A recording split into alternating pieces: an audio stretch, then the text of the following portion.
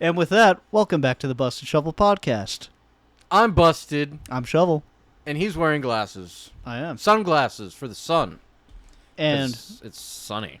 the son of all music, wealth, and knowledge to me, one of them is Avenged Sevenfold, which is who we'll be talking about today. And we're going to rank our top 20 songs that they've ever put out. So, and our lists are correct. Any other opinions wrong, as per usual. Yeah, well, but our lists are different, probably, maybe. See, but they don't know that because they're really dumb. But we're going to tell them our choices, and then it's going to be like... And they're going to get to think for themselves, and we're just not going to But don't we want busters to think? No. I think Busters don't think, they act. That's why they bust. They bust everywhere. They can't help but bust. Some bust prematurely. Because all that's they do... okay. Yeah, and that's fine. Listen, none of us are perfect. Well, anyway.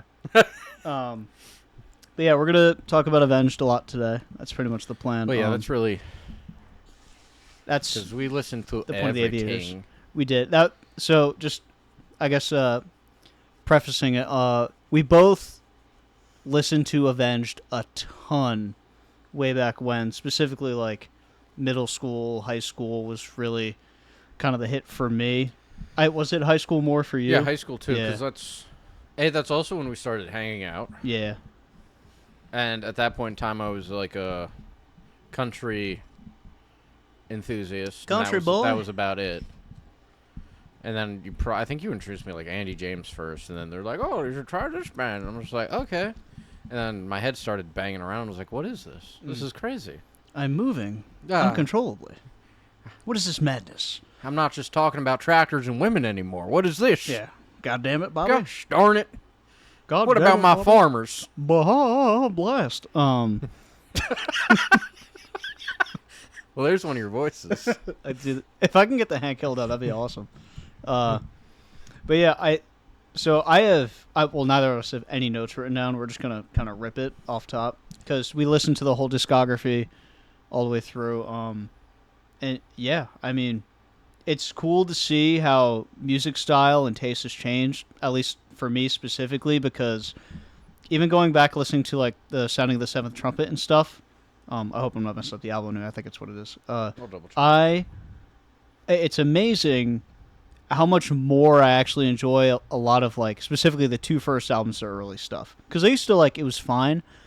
I was actively listening to it a ton, like, really over the past couple weeks. You know, but continue. I didn't know I was interrupting. Oh, no, you're good. I was just going to say, like, because I think, like most people, like, City of Evil, the self-titled album, Yes. and Nightmare were kind of like, I mean, that 3-album run is utterly insane and one of the best in my opinion ever. But yeah, it's cool to kind of go back and re-listen to these songs in the order they came out and kind of really appreciate them for what they are.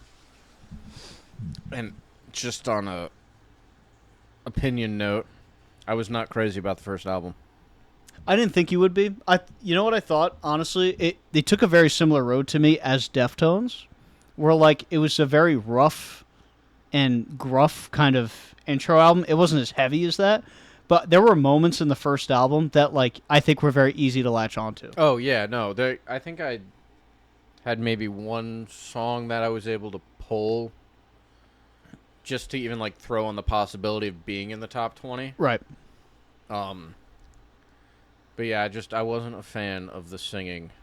Yeah, the first he was album. very much still finding yeah, the so voice that- and stuff. Because he was always flipping from Yeah. like kind of doing that like grungy scream, and then 2 is like more so normal voice that he would use.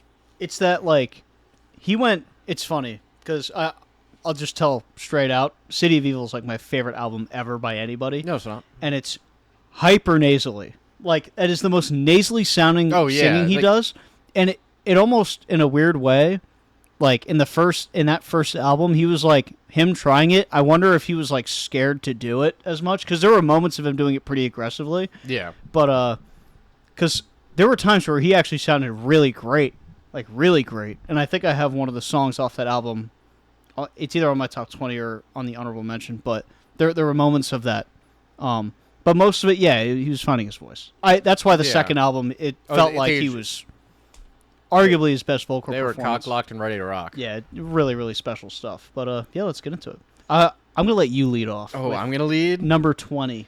All right. For our top 20. We're going to play Can You Guess the Song? I'm going to sing part of it, and you're going to have to figure it out. So I'm just going to do my best kind of mystical I wasn't screaming. Ready for this. Victim? Yeah, it was Victim. The only reason we did that because we used to do that in the car all the time. And we'd hit it every time. Yeah, obviously hit it every time when we were like super good at singing. All the time. Forever. And honestly, I think that was just also just one of those. Oh, what's the word? I'm gonna pull it from somewhere. You said it earlier. Nostalgia? It was definitely a nostalgia song for me, which amplified it, but it's also just it's a banger. Really sad song too. So good. But that whole album, man. Oh. Yeah. We'll get into that. Because I also the fact he does just rip that out of like nowhere. It's really crazy. Like the range that he demonstrated specifically on that song is pretty absurd. Yeah.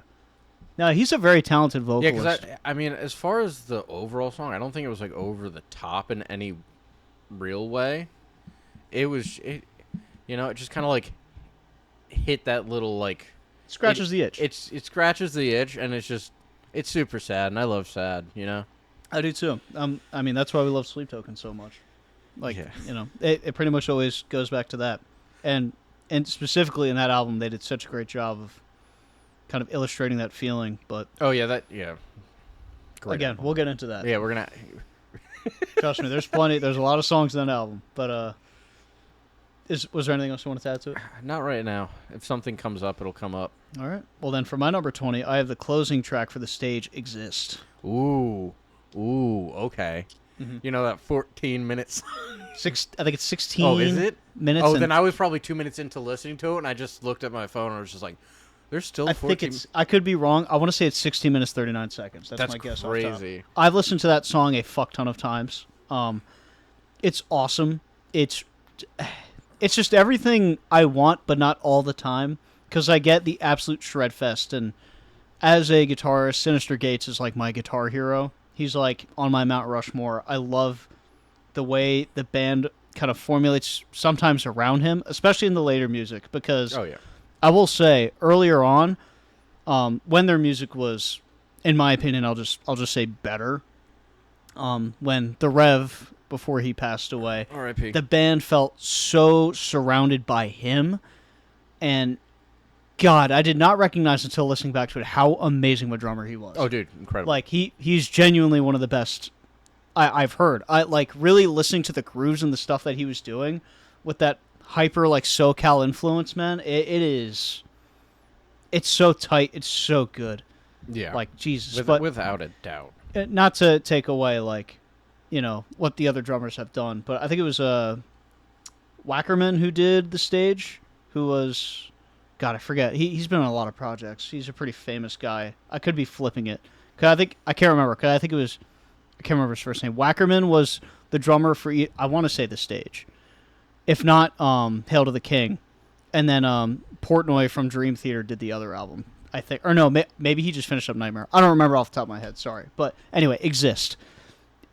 Incredibly shreddy. Oh, yeah. Ambient. It's insane, but you got to be in the mood for it. But the peak of it, the way the song ends, with just that almost Metallica sound riff, into some of the most beautiful singing and like this chromatic build-up into this really pretty open-sounding chorus, it's just so Avenged. It's everything I love about him. And it's kind of made me realize why I think I like Sleep Token so much, because this was the band first that, it's not genre bendy, but it's the way they bounce around sounds. And they do it so fluidly for me. It's really cool. It's a really cool song. It could be an honorable mention, because I have a lot of honorable mentions where I'm like, fuck. Like, that could totally be there, but Exist is just, when I want it, it's just so good. That's just how I feel without about a doubt. You just got to be in the mood for You got to be there for the ride. It's a very cinematic song. You can't cut that off early. If you do, you're kind of being disingenuous to that song. even the fucking like Megadeth style riffs and shit in it. Just the vast sweep picking in the intro, like it's just awesome. But why don't we move on to number 19? I have Chapter 4. Oh, nice. Yeah, I think that's my like favorite off that album. Really? I'm trying to. No, wait. I might be. There's I'm song on confusing there like so many albums well, actually, right now. there's a couple songs on that album. I mean, let's be real. That whole album's so fucking money. I'll be honest. That's one of those I think I forgot to add to my I honorable lied. mentions. I aggressively lied. Because I just with all the songs and listening and looking at everything, I am moshed of all of it right now. Sure. Because I'm conjumbled brain person. You're organized brain person. Sometimes. So like, I have no idea what goes where right now. Sure. But it is one of my top tier songs on that album. So good.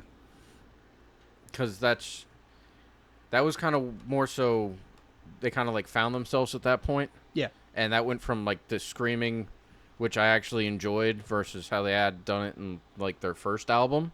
And then just the guitar in that and the drums were just like a total like, this is like one of those songs I'll put on and I just want to speed aggressively. Yeah. I mean, punch in your mouth. A lot of the feel. Music does kind of make me feel that way, but that was just like, no, it's a different level. I totally agree. That's Yeah. a really great song. Shit. See, this is what I was Right? talking about. Before we started doing this, and I was going through, I actually went against what I normally do, where as I listen to songs, I write them down in my phone, and then I'll rank them after, or like I'll just be like, okay, this is definitely an honorable mention. I just didn't do that because I'd write down every single song, pretty much. no, that's the problem. That was the trap I got into. I think that's why I got super confused, because I'm like sifting through so many songs. But obviously, like some of these obviously made the list because they are the best songs ever, you know, because our opinions are not opinions, they're facts. Type shit. And I also just forgot what I was going to say. Sorry. I was going to say words in the form of a sentence, but we'll have to bypass that. If it comes to me, I'll just interrupt you aggressively. That's and be totally like, fine. rah, rah, rah. Because for my 19, I'm tailing right off you in the same album, and I was going to do I Won't See You Tonight Part 1 and 2. Really? This was hard to put this low, because I've listened to these quite a bit, but just listening to it, following the discography, I love the placement on the album, with almost like the bit of a break it gives. But specifically Part 1 for the longest time I'd only listen to. The way Part 2 brings back the original chorus, but with like that really heavy sound, it's just so great. Oh, without a doubt. The callback in it's really nice, like, and you can yell at me if you want. Oh, they're two different songs. Shut up. Just shut up. It's called Part 2, okay? It's Part 2. It's the same thing. It's awesome. And that's why because I love so many songs, I felt like both deserve their, one spot. So I'm just going to leave it at that, because, I mean, what do you want me to say? The piano's beautiful. Dude. The chorus is, even if it's not, like, lyrically the craziest, it's gorgeous. It's impactful. It is. It's very, like, audio emo. appealing. It's very, but like, what is it? Sorrow sinks deep inside my blood. Sorrow. Like that shit. It feels It's so the way like he sings edgy. it too. Yeah, it's just nice, especially in Part 1 when he kind of elevates it, and you have that large build up with the large band into like the big break, the payoff, and you have the keys so loud, just ringing out, just playing the melody to where he starts not screaming it, he's yelling it. It's very different. Like that whole part. That's the part that'll make you, if you're driving at 2 a.m, punch it to 100 miles an hour. And cry. Yeah, because you're like, all right, here comes the telephone pole. It's like, that song's heavy, man. We don't condone hitting telephone poles, because then... Only with your fists. You can wear punch gloves. Them. Protect your hands. You're a pussy. Well, how are busters supposed to remain productive if their hands are broken? Well, they're going to get so strong, they're going to get calluses. They're going to grow other hands forever. I think it's called a mutation. No, they're reptiles. Shout out to all the reptile busters out there. Speaking of reptiles, how about we go to 18? This is where I have Welcome to the Family. I'll just say out front, this is one I forgot to even include on my list. No. Oh. And I say that being like, fuck. Like, this is one of those you could put for Exist for me, or honestly way higher. I used to jam to it so much. It's such a great song. I don't even know how to explain properly this song. I don't know. It's kind of just the pacing of the song. Because it gets I don't know music to explain this musically. Just go for it. Well, I could try to walk it. It starts off like the pacing's really fast and it kind of stops, and then he comes in screaming, and then he kind of goes to the I don't know how to use words. That's okay. Because I want to be able to speak on this because I like the song, but it's a good song. Well, yeah, because you get the riff that and you get like that sliding sick guitar riff that Sin does, and then he does the hey. Yeah, because it grabs your attention right off rip. And they do one of my favorite things the band does too. It always itched my brain the right way. It's like that talking harmony that they'll do. Yes, I think that's what I'm trying to get at. And then it gets to the welcome to the family. Hey! Like it's not a fun call and time. response, but it is in a way just from like verse to verse. And then it kind of like the song opens up in a really cool way. Yeah. If you want to And that's essentially what I was trying to get at. Right. Brand's the operation, ladies and gentlemen. I'm just the pretty face, but he's also the pretty face. He's the talent. So it's just kind of like, I'm the good hair. why am I here? He doesn't need me in jives, but like, someone's got to hold the camera, and someone has to be stupid, and he's just our Lord and Savior. Yeah, Jives heard you say welcome to the family and thought we just adopted him. So. He's not stupid, okay? Stop making fun of him. He's going to just stop recording. He just doesn't know better. Yes, he does. Oh, I'm sorry, Jives. He's so rude. We should dock his pay. We don't pay him. We? We're not getting paid either for this. Except we are for our sponsor today, Busted Shovel Podcast. Yeah, we're sponsoring ourselves because no one loves us. And we're trying to get the word out on our podcast about our podcast. Looking at you, Apple. Do it. Or just like anyone. I mean... No, specifically Apple. Yeah, but like, what's the Raid Shadow Legends has everyone sponsor them? No. We have to do Apple because Tim Cook and I are beefing right now. Okay. Yeah. Well, I own He keeps talking shit on my name, and I'm tired of it. 35 shares of Apple. I basically own the company. I'm tired of his shit. We're gonna... That's why I'm openly challenging Tim Cook to a kitchen showdown. Meet me on Chopped. Let's go. Let's run it. What are you gonna cook? Greatness. Childlike whimsy. Actually, no, you're right. We can't talk about what you should cook here because then he'll know, and then it'll create something different, and that'd be stupid. Yeah. He's making raw flounder. Yes. And speaking of raw flounder, my number 18 is Roman Sky. Ooh, you're heavy into stage off rip. Yes. I love that album. I mean, I love most of their albums, but Roman Sky is so cool because it kind of goes into that big band vibe that they like to bring in a lot of their... I wouldn't say a lot of their songs, but like they have elements of it throughout their discography. And Roman Sky, they just do a cool job of setting an atmosphere where... Honestly, I think the perfect way to describe it is look up the boss fight from Expedition 33 Simon, where it's just all these golden like swords in the ground, and it's just all black with like this eclipse in the background. That's the vibe I get from Roman Sky. It's one of their more imagery based songs for me, as opposed to invoking emotion. It's just a very atmospheric, image creating song. It's very pretty. The guitar riff is cool. The solo's pretty. I think the singing's insane. Like, it's just a fun song to listen to. That's one I have a hard time skipping. No, that's fair, because especially when that chorus comes in, or not chorus, the orchestra comes in, that it's just mind-blowing. I think it's a really cool song. And that album is just So money. I have a hot take about that album, but we'll get into that later. We'll get into hot takes after the break. Find out at 11. Song 11. But too bad we're not at 11. We're at 17. Because I jumbled this list, I have to like. I did that with the Deftones one. I looked back, was like, Jesus. All right, so the last one I said was "Welcome to the Family," right? Yes. All right, so then we're at "Lost." I am surprised. That it's on the list, or it's This low. I see. There's better songs. I don't hate the take. Dude, that song is so bouncy and vibey. It is, and so then, fun. And it's like the one time they do that like techno voice thing. The auto-tune, yeah. The auto-tune thing. But it's also like not what I want to hear when I listen to them, if that makes sense. No, yeah, I think that's totally valid. So I like the song. It's just there's at least like 16 other better songs. I enjoyed the slight creativity they had with that. I think I'll get into it. It's on my list, but the lyrical work in that song is that was really going to be my strong. next thing.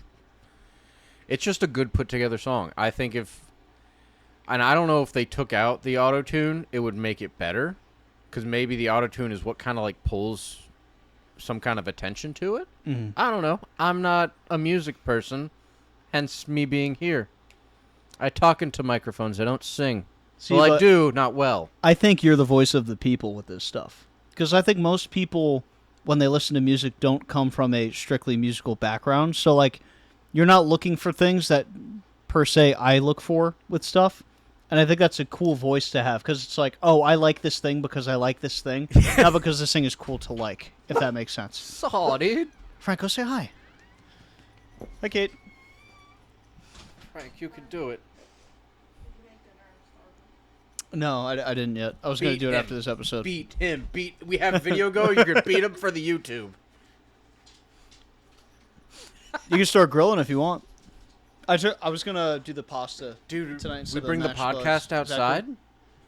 Oh, God. We should do an outside pod. I want to do a night pod with the fire going.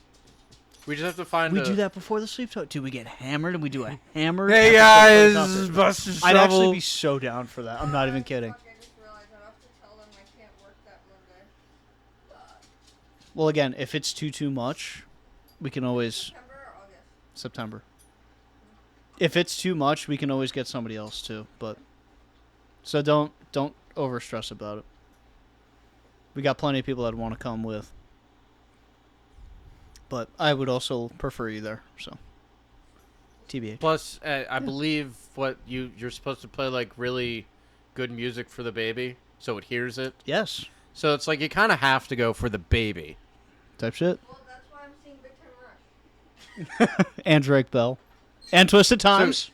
So get... Shout out Twisted Times. Follow them on anything. Instagram. Yeah, just all of it. Yeah, I think they're on TikTok. Amazing band. We're watching them this Amazing. upcoming Sunday. At a winery. At a Because they're winery. classy like that. I was feeling pressure on my stomach, so I called the doctor, and they said in quote the tiny human is stretching. That's awesome. Dude, I felt that thing kick the other day. Whoa. Fucked me up. I'm like a man now. We could add that to shenanigans. I don't know. Oh, so we were what were we talking I about? said Lost. You Lost. Said, you were talking about me being simple brain? No, no. not Simple Brain. I think a voice of the people, because I think it's much better and much more relatable. Because I think you have good taste with this kind of stuff, and I think people will relate more to what you're saying than to what I'm saying. Because we look for different things. I mean, shit sound pretty. You know what I'm saying? Stop shit. On God. Well, it's not that I don't listen for things. It's I have no idea how to explain that thing. I think that's fair too. Because I'm more so that wasn't the right way to say it. It's like, well, no, I know you weren't like insulting my listening. right? Yeah. You're just like, but that's the cool thing. It's like we have you're different able things to we pick look up for. on things a lot better because you also know what things sound like. So Right. when you hear something, you're like, that was fucking awesome. Yeah. Because at some point, music's gonna be music, and they might be doing some like crazy thing. I have no idea they're doing it. But yeah, because I do think there's a level of like, oh, this is a crazy thing versus like, oh, this is what this thing is. Yeah. You know? And like sometimes the stuff that's crazy or sounds crazy is like something real simple. You're just like, that sounds awesome, but it's like it's just something like this, you know. Mm-hmm. That's real easy to do. Shout out Eruption. Yeah. But I'll keep it going at 17. This is my first, I think, true hot take. I have Almost Easy. Yeah, This low. this low. You're a I made it. goddamn liar. I was like, oh, dude. Guitar Hero Arcade Who hurt classic. you? Who hurt you? It's such a fucking I'm gonna hurt you. banger song. Yeah, this is. I say this every time to like. It's not defending myself. I just truly feel this way. You can situate my list. I genuinely think from here on out, any of these could be in like the top 5. That's genuinely how much I like all these songs. Like it's fucked up. You were just rolling a dice to put him somewhere. Pretty much. This hurt me to put it this low. It's this is like the consummate Avenged Sevenfold song. It's like what if I were to picture the band and I were to be like, hey, make a song, it would be this one and then another one that's coming later, personally. I think it encapsulates them perfectly, lyrically, rhythmically, everything. But, dude, it's a song that, I'll just be honest, and I'm using a little bit of nostalgia bias. It used to not be my favorite on the White Album. It just wasn't. Really? That was like one of those that I clicked to real quickly. Like for some reason, it didn't click with me super aggressively. It was in Guitar Hero Arcade, like I mentioned, and it was always fun to play. But I just didn't resonate super hard with it for a while, even though I love the chorus. And like the bass distorted thing, the like stupid they do little like riff they have too. So good. It's a really phenomenal song. Yeah. Like it's a song that really holds up today. But I'm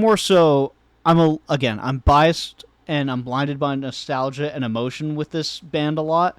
Almost Easy doesn't hit that for me, but fuck, is it a good song? It's a banger. Really great song. It's a banger.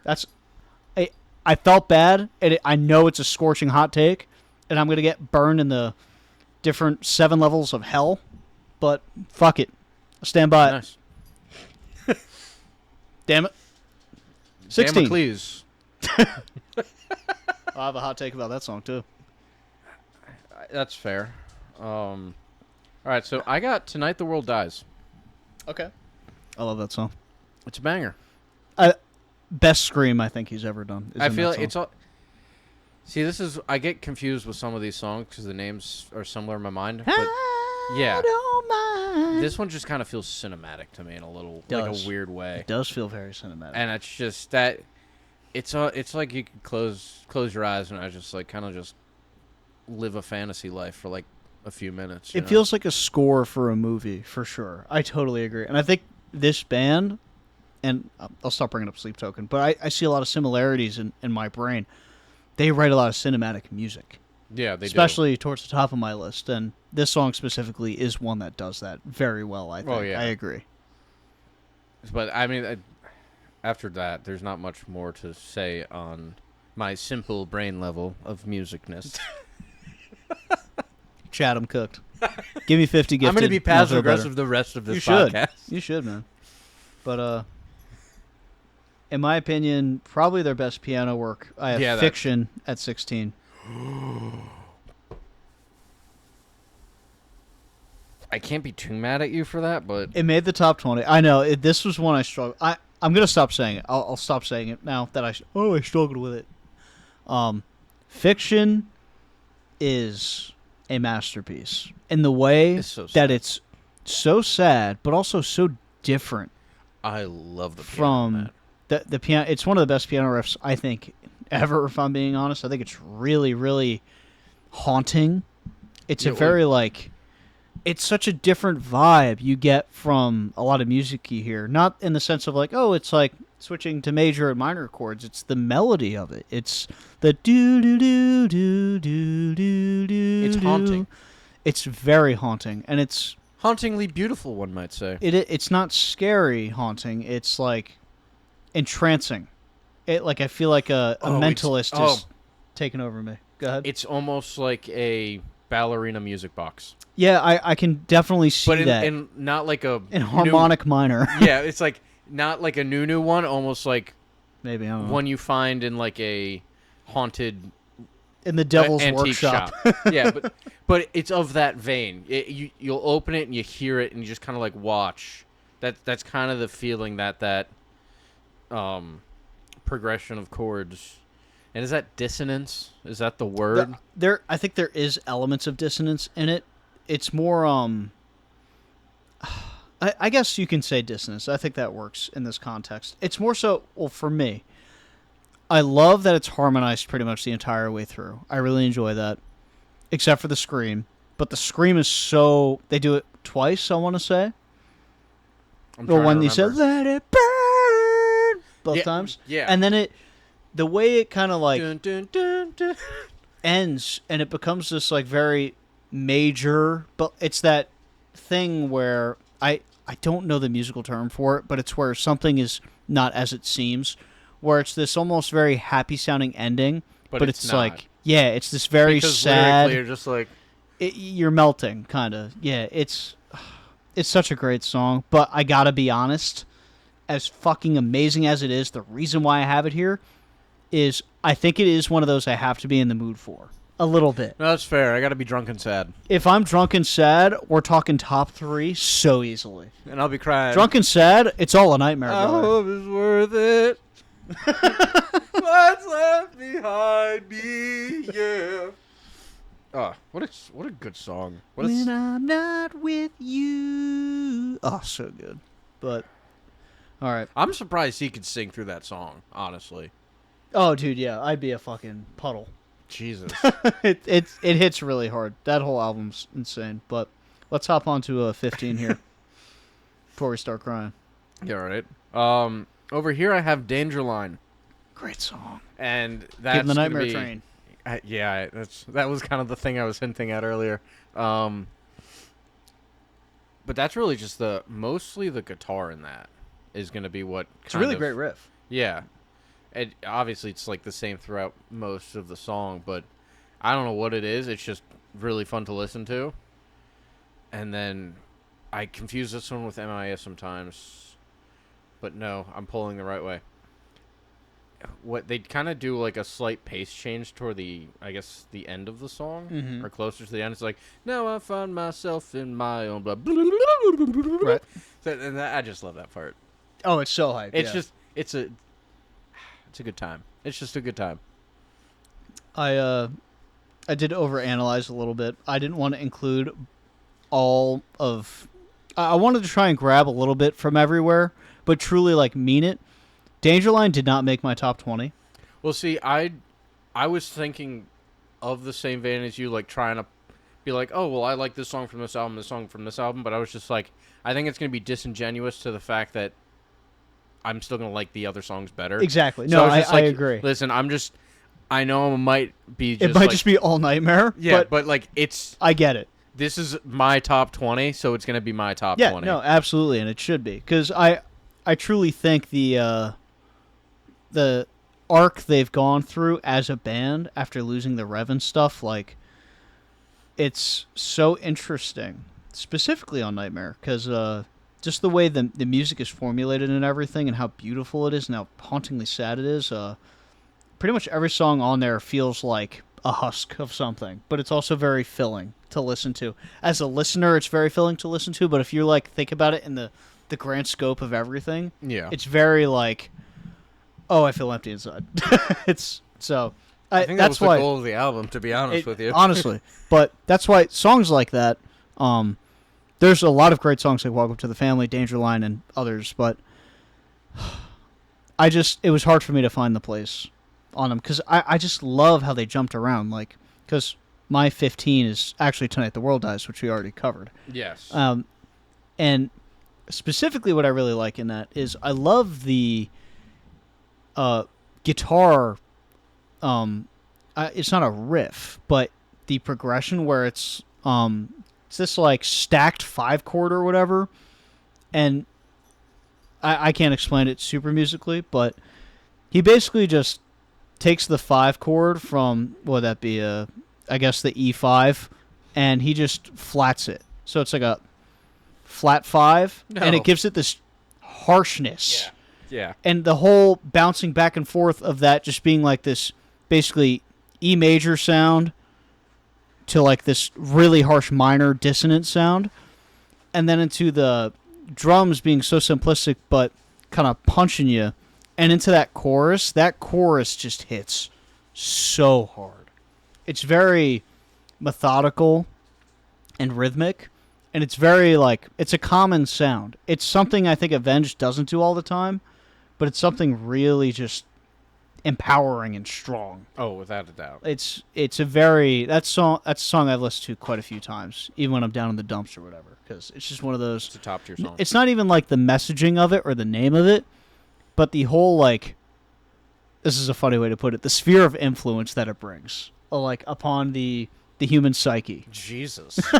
It's like you're just sitting there and you kind of sit back and you just think, you know.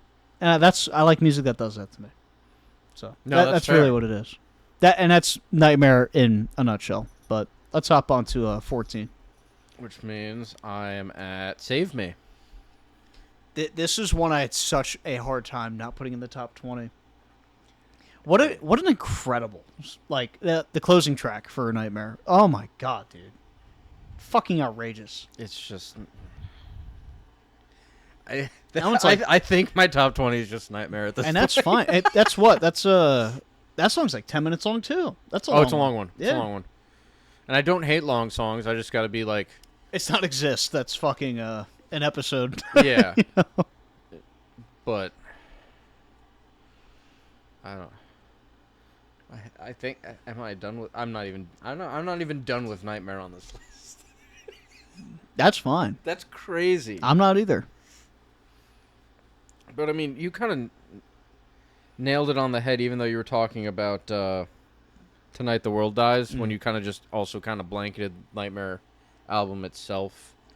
I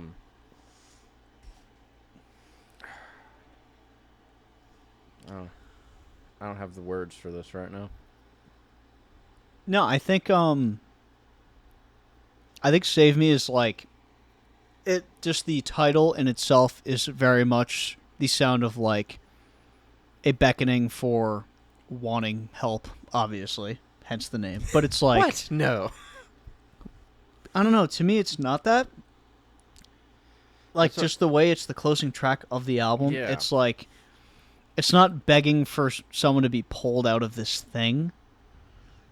It's almost like a feeling helpless more than anything. Yeah. You know, and it's very emotional, and it's a very rugged song, I think.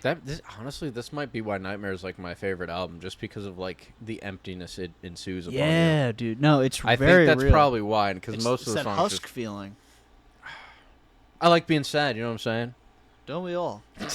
Right, Busters? But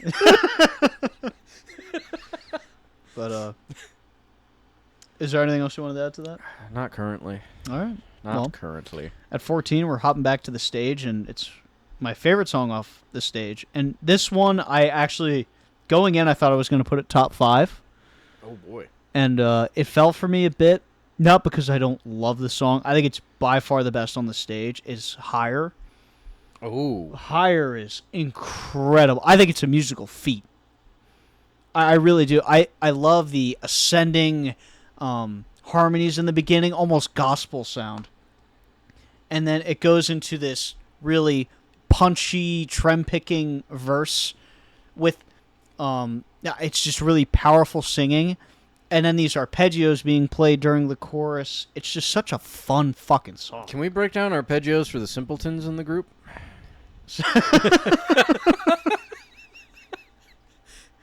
No. Fucking bing it. See, I feel like I know what that word means. I just forget right now. You're basically just ascending up and down a scale, like sweep picking. Oh, right? okay. So it's like, okay. yeah, in like a pretty rapid succession. So the way that song is formulated, like, or specifically the chorus, the arpeggio, like, that's kind of ongoing in it with this fucking awesome drumming is it's just adding to this weird groove with this, again, it's this haunting sounding melody a little bit to me. It's not even like anthemic, which I think they're pretty good at doing. They have some like anthemic sounding stuff. This is much more. It's just overtaking. This is another very cinematic song. Oh, I I think most of the stage kind of gives that. and it's that prog sound. It's just they gave me everything I want. Even like it's not a breakdown, but they give you like a little bit of something, and including this sick little fucking 3-second drum solo into this very melodic guitar solo. Like, No, I think it's a really incredible song. I think it's by far the best song on the album. My hot take, and I left it off my list entirely, is The Stage, which they were nominated for, I think, for Best Hard Rock Performance or whatever. That I forget. Like, The Stage, it's a really cool song with one of the best guitar intros maybe ever. And the guitar break is cool. I think the instrumentation of it, I don't know, it's just, that was a song that never grabbed me. Like, I liked it. I mean, the stage, the album itself never grasped me.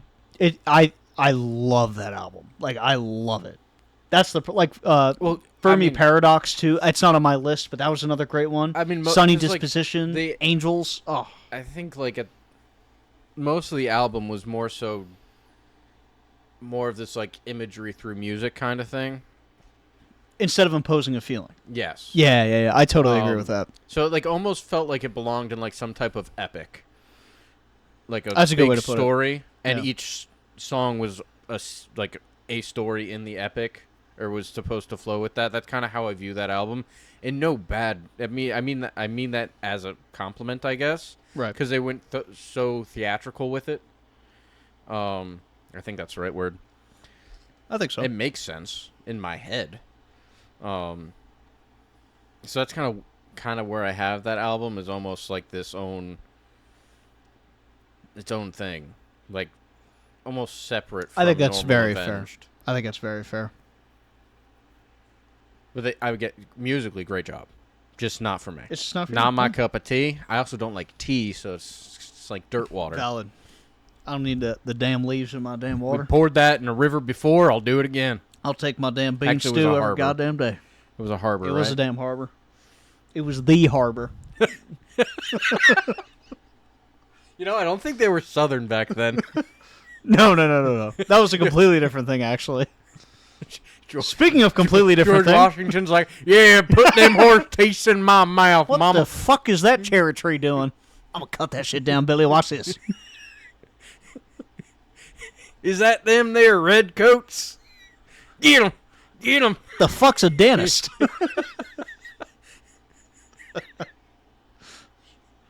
I really wish the Founding Fathers would talk like that. I think, Maybe they did. and we just like made it seem like they were all proper. Oh, yes. Yeah, because they're powdered wigs and shit. They were doing it to be funny. It was all ironic comedy. That's why they had memes Dude, back that then. next episode, we read the Declaration with like a Southern, like Georgia Bayou kind of voice. We the gosh darn people. And I'm just like, woo! Well said. Shit. You think that all on your own, son? Damn. We could do it. There's nothing stopping us. No, there's not. Except for number 13 on this list, which is... Oh, Acid Rain. That was my original number 20, and I kicked it off for Exist. It's in my honorable mentions. I like the buildup of that entire song. It's a great ballad. Great ballad. And I think this is, you were talking about earlier, kind of how they did like more of a transitional way from being more drum focused to kind of having Sinister Gates really take lead with most of the sound. Right. Because, so they have that like first pre-chorus where he doesn't finish it. Mm-hmm. Then he has like the first full chorus, but then right at the end when he comes in and you have him playing guitar and almost matching the notes with the guitar. Yeah, it drives me wild. I love it. It's a great closing track. Oh yeah. If we're being 100% honest, after listening back to it, and it's not like I dislike the album or I'm like, ew. That is the true saving grace of that album, in my opinion. I mean, I could believe that because I honestly thought. I thought I'd like it a lot more. I really did. I was just like, oh, dude, this whole album just rocks. I'm just like, it's so loud and violent. I love it. Because he had like. But it's very window shoppy to me. Like, it's, Yeah. You know what I mean? Like, it's very. There's a lot of glitz and glam, but there's no like true meat to it. Outside of, I think the only 2 songs on there, and I don't have either of these on mine outside of honorable mentions, is Acid Rain, because that truly feels like a unique song in itself, even though it's Yeah. like this 80s style ballad. And Planets. I think Planets is that's a song you have to like the heavier sound of them, but they don't even like push it to the limit with it. They should have done more screaming. It should have been a little heavier, but like that whole album is just, I mean, everybody always talks about how it's like a Metallica ripoff, and it kind of is, but it's fine. Like Shepherd of Fire is a fun song. No, It was yeah. it was I cool mean, in the the songs Black are, Ops like, trailer for the- Origins. Oh, yeah. I mean, the songs are fun. There's nothing wrong with the album. It's just that's one I'm not going to actively seek. The deluxe edition with St. James is cool. Like that's a It's a great banger. song. I love the harmonies in that. I don't have that on my list, but You don't? no. Will we? Why? Dude, I just don't think it lives up to the other stuff. I think it's a great song, but listen, we'll get into that whenever we get into it. I'm crying. But what we should talk about though, Oh, yeah. 'Cause keep going you're- off tangents, is Acid Rain still, specifically on your side. It's a really beautiful, beautiful, beautiful song. Yeah, that's... It's just it's a slow build-up, and the payoff for it at the end is just phenomenal. The flexing of the muscle for singing in the band yeah. is really pushed in that. I think it's one of the best, if not the best vocal performance, maybe, that they have. It's really strong. I've Yes. never heard it live, but I've never like actively looked it up. I want to go see him, but I know you like sour cream, so you should try sour cream. for any busters at home, she's holding golden sriracha Doritos with sour cream. Definitely not a pregnancy craving. To eat sour cream, really. It's a Bang. boat for sour cream, essentially. But yeah, and that'll wrap up Acid Rain. And Sour thanks for our cream Doritos. sponsor, Doritos Sriracha Chips and Sour Cream, And Apple. Tim Cook. for watching. We're ready. Waiting. Speaking of Tim Cook, I'm about to cook with my 13th pick here, because I'm going to get shit on for this. I have Unholy Confessions. It is the premier Avenged Sevenfold song. It's the one that everybody knows. It's the one that defined a generation for metalcore. It basically is the song to look to for people who love metalcore. It's your classic 5/7/8 riff. It's everything you want. And the singing's fun. The song is fun. But I think that's kind of where it lies, is that it's fun. I think they do more fun experimental stuff that I enjoy more. But it's a fucking banger. If that comes on, I'm hyped. I'll always be hyped for that. It's so fantastic. But I think in terms of like the more basic stuff that they have, I feel like this is the cream of the crop. No, without a doubt. I mean, I don't even, She tech- walked that song didn't even away. that song didn't even make the list. You. Part of me putting it, I do love this song. It was so influential for metalcore. This is a very, like, for the actual sphere of it, this is one of the biggest songs Avenged has ever put out. It just is, because it's, again, very influential. I've It's seen awesome. Bigger. But that's I've seen Trees of Green. Red Roses, too? I see them bloom. But Yeah, I don't have much to add to it. It's a good song. no, I think that's probably why it didn't make the list for me. It's because obviously I'm not a metal head, so I have. You walked away, try not to lose you. Dude, is he here with me? Right now? This is crazy. The screaming is really good in that too, and the little fucking like breakdowns they do, the brr, brr, That's fair. brr, brr, and then the Okay, there's some regret setting in my list now. I'm standing firm to my list. It's not on the list. Amen. That chorus too, I will say, even though it is basic, I think that's part of why it's so good. The thing that makes Avenged Sevenfold a super band is the fact that they can write choruses the way they do. Their choruses There's like are poppy, and they catch your ear. Like Yeah. anybody can listen to them. Like audio appealing is what some smart people say. Sorry it's about very very fun. But yeah, I feel bad because I know most people probably will have this at like 1, 2, or 3. I do not. And you don't have it at all. And I have it at 13. But again, I think there's more fun experimental songs they do.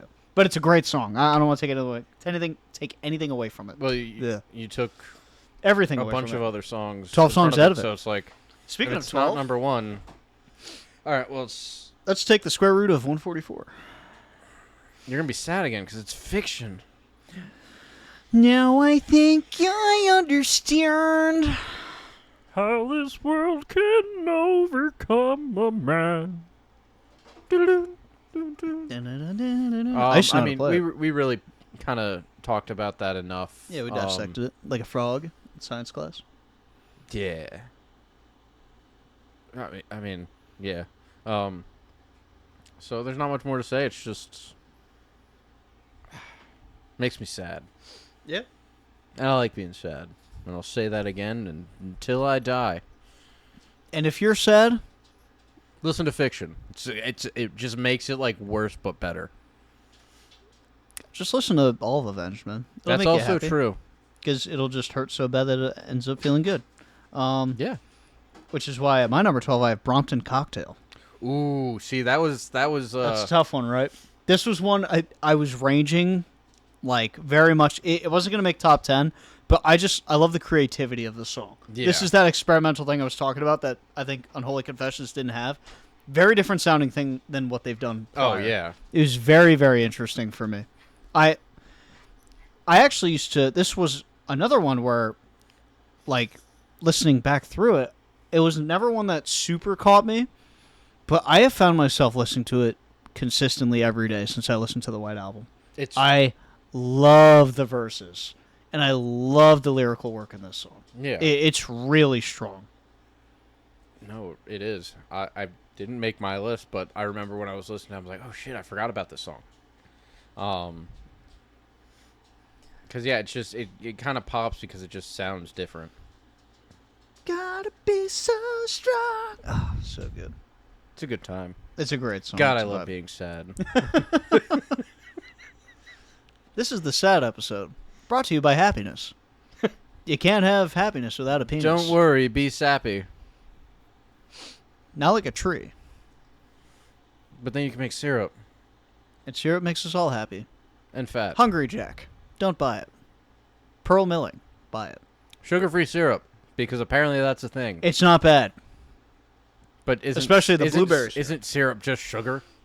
Well, anything could be anything if we call it that. Shout out Frankie. Guest appearance on the episode.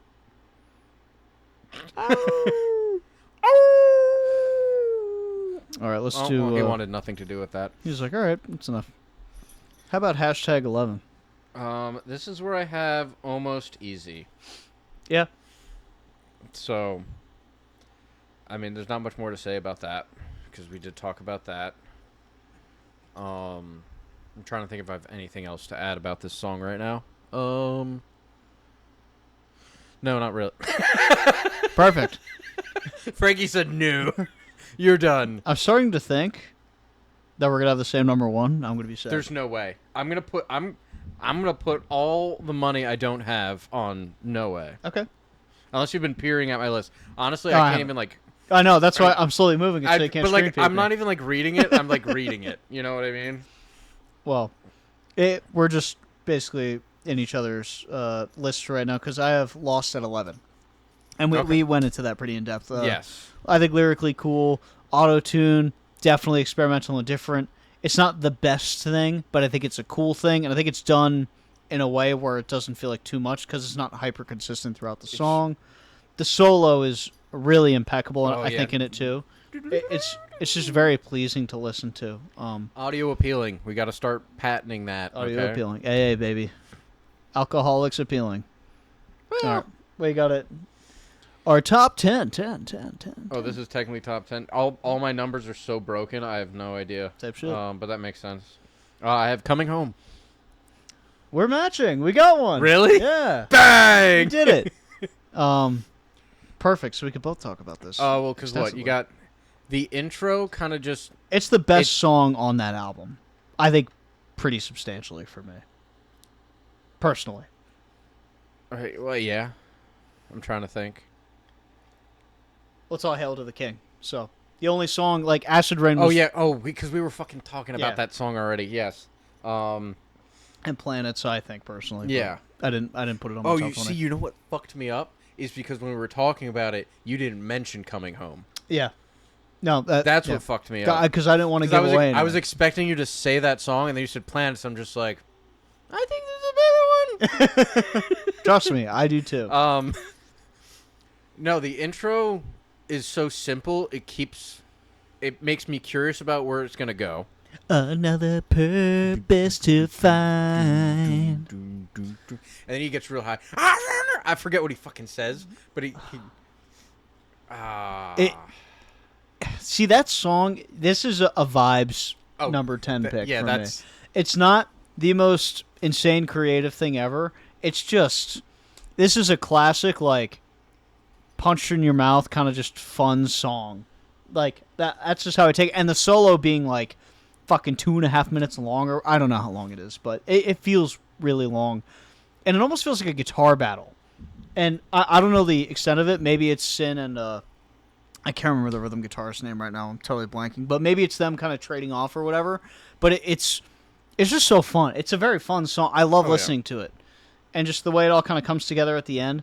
There's nothing fancy about it. This is another one of like their more simplistic things.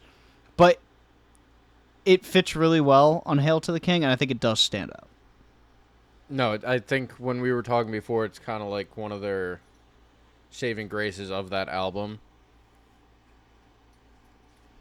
Not super creative in any way, but as far as I think the solo is. I think that's really the only part, and that's why I was like, this is where Sinister Gate starts to really like.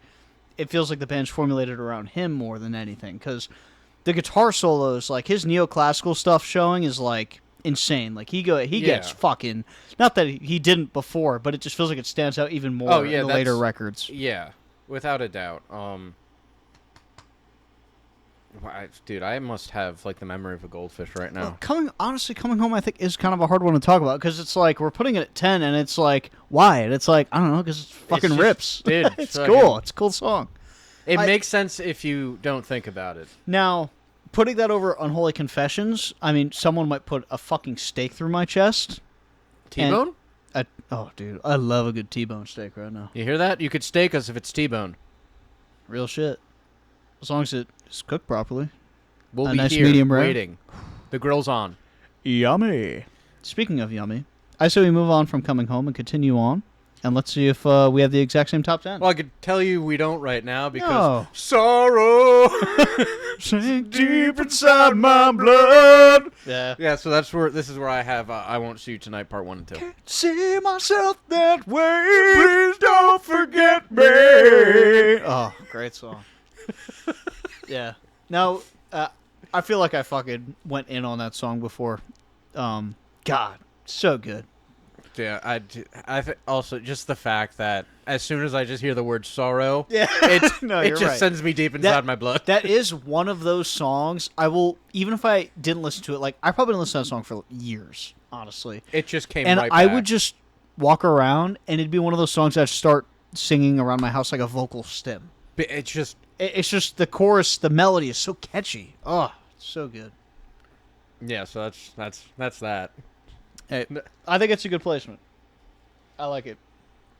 Oh yeah, technically it was supposed to be higher until I remembered other songs. So, but like You might punch me in the cock and balls and face and cock and balls again after my number 9 placement. I have Nightmare. I'm trying to think of why I can't be super mad at you right now. I think Nightmare is, as a title track, obviously it rips. And it's very unique in the structuring of it. Like, it's just so layered. It's very pretty. The chorus, again, it's very big and open with a very structured riff. It's one of my favorite songs I used to play on guitar all the time. Oh yeah. The solos are immaculate. I love the intro. The intro it's a very, very iconic melodic line. But it's not that it never caught me because I used to listen to it all the time. It's just, I don't know, man. I think there's 8 better songs. I'm not gonna cap. I just do. Listen, I can't be super mad at you. It made the top 10. Yeah, I think that's it needs to be. It in has there. to be top 10. Um, It has to be above. Honestly, you could probably again talk me up a lot higher, but I don't know. I think the 8 songs above it are better. I'll say it. I'll say it with my goddamn chest and cock. I'll say it. no, The 2 not Cs. both of them. He means business. I do. Sorry about it. No, I can I understand where you're coming from. I don't think there's 8 other better songs than it. A few, sure. Mm-hmm. But not 8. So I think you're a little silly. It's fine. No, you know what? I deserve to be. I'm a little silly goofy sometimes. But Nightmare, if you want, again, this is one of those. If you're not hyper Avenged pilled, I think this is one of the songs I would recommend to someone to listen to. Yeah, Because if you like this song, you will love the band, I think. without a doubt. Yeah. It gives you a great taste of what they're about. And a great intro to the rest of the album. And Because you'll be like, wow, I just want to listen to the rest of this album. And then you're so sad at the end of the album. I can't give enough flowers for the build up into the solo rhythmically too. I think it's just the dan it with the fucking double bass and shit. It's just dude, like obviously the solo is amazing, but rhythmically the song They do is a great incredible. job with a lot of this building up to things too. Especially like in that's Nightmare. that's like kind of their like niche, niche, niche, niche, if if you will, niche. Nicholas. Nicholas Cage. Find the Declaration of Nightmare. No, but they do very well with like the build-ups and like this kind of like usual big explosion into the solos. Definitely. So yeah, I understand completely about that. Are we hopping onto ESPN the Ocho? No, yeah, we're on 8. Sorry, I'm reading numbers that are wrong. I have So Far Away. Okay. Obviously not heavy at all. Like at all. How do I live without the ones I love? Time still turns the pages of the. I enjoyed kind of like definitely the acoustic guitar. I loved that they introduced that for this song. Also the finger picking at the end, and the solo that comes in at the end kind of just hits you in your soul. Yeah. Like it's the notes kind of like scream into you. Yeah. Like that, and then he comes in screaming at the end too. Like the payoff at the end almost kind of felt, if you didn't know who they were, it would feel unexpected. You'd think this song would kind of almost just end with the finger picking and conclude that way. But obviously knowing them, they were going to throw some type of screaming in there. Even though it's not crazy screaming, but it really just, it hurts. It does a lot. And it's such a beautiful way. It's a great song, man. So it's kind of like, it's more so the payoff right at the end of the song really is what sells it for me. It really is a masterpiece. Yeah. It's definitely, it's awesome. Plus Great the album. Acoustic guitars, like sometimes. How do you, it's, as a person who loves shredding and heavy guitars and stuff, you get a nice acoustic sound and something. If you use it in the right situation, it's beautiful. And they did. It is a very beautiful song. But at my 8, I have Tonight the World Dies, which we've covered already. That's a song that resonates with me. Oh, wait, no. Oh, no, I actually doubled up. No! Because I did a 15. That's right. I was like, shit. Because it's on my phone. I was switching around my list. What did I have here at 8? Because Tonight the World Dies was supposed to be at 15, and I forgot because I was switching stuff around. Fuck. I apologize, Busters. This is a rare miscalculation here. Technical difficulties. Yeah. Be back after the break. No, we need Austin Powers. I'll walk around just like not showing my penis, but showing my penis. Mm-hmm. You know what I mean? I could pull one out of my ass here. Hold on, don't look at my list. All right, so you have.